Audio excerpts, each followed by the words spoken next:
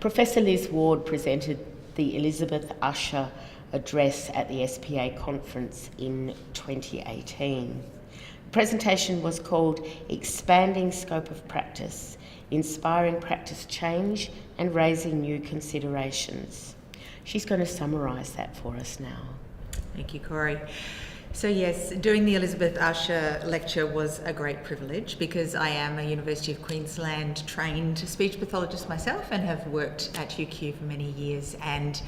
Elizabeth Usher to me really was one of the big change leaders, and so to have the opportunity to talk about practice change I thought was very topical for the Elizabeth Usher address. So there is a manuscript about this whole presentation, and so that provides lots of details, but just some of the snippets about what we were talking about during the address was really highlighting the point that health, just like education, just like every other aspect of our lives these days, is undergoing a lot of change.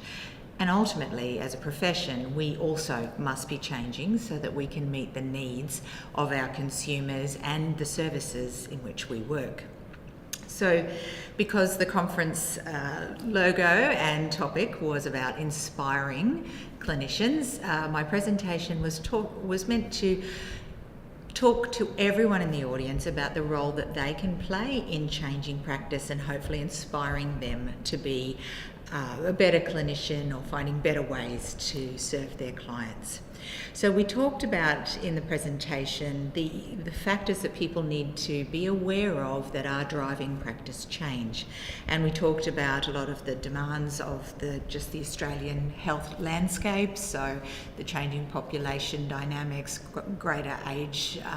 impacts of elderly population, larger elderly population. We talked about the issues that we have health inequities if you live in rural and remote areas versus metropolitan areas, and we talked about the increasing challenges that are going to face health services as all of our population changes in the future. But we also discussed the fact that we've got a lot of top-down policies that are going to drive a lot of change, so the implementation of the NDIS, My Aged Care, all of those big initiatives that are changing the health landscape in particular. But probably we spend the most time talking about the issue of consumer need and understanding that while we are doing our best in providing good services, our consumers are wanting more, and they're wanting some different things. They want more flexibility, they want a little bit more control, and we talk about the importance of making sure we understand what our consumers want so that we can create the new services that better meet their needs. So in that, we talked about the different ways we can expand scope of practice, and so we talked about each person taking that responsibility to ensure they work to the full scope of their role. And what we mean by that is taking on all of the tasks and capabilities that you should have in the particular role that you're in. It's not the expectation that you can do everything in speech pathology, but whatever your role is, to reflect and think and then address any training that you might need so that you offer the best of care for your patients. We also talked about delegation models,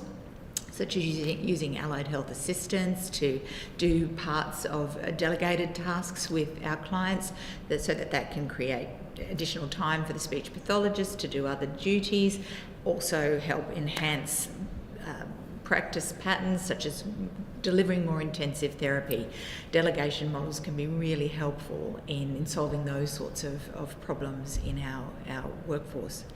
So we talked about delegation, though, as being something that we need to work a bit harder in speech pathology, and finding better ways to get our workforce better ready to work in delegation models.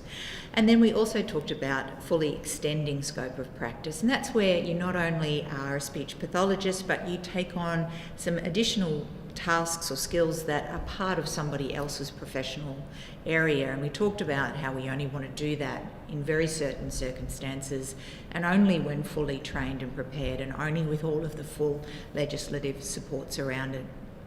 So we discussed all of that, and then we also wanted to talk a little bit in the end about what needed to be considered if you're going to address changing scope of practice, and the importance for all of our managers and our leaders to provide that great leadership guidance and also executive level support for change within speech pathology. So that's going to be very integral to making sure we can bring these new models of care forward. We also talked about just the challenges of changing staff perceptions and changing people's perceptions. That's been a problem for millennia in any aspect of change, but we all need to look at ourselves and think, how can we overcome our resistance to change and make sure we support good change in our profession? And then there's issues of training and support for all of these new roles, which are challenges that we need to move forward.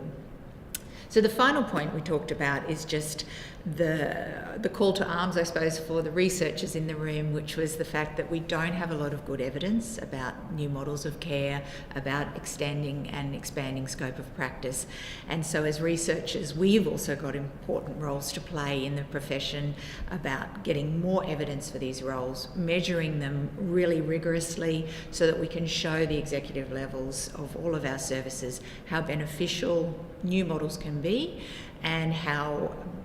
we can function in new ways within our health and education services to actually advance care into the 21st century. So the final conclusion was that we all have an important role, whether you're a clinician, a manager, a researcher, or you're the professional association. Changing practice is going to need contributions from us all to make it successful.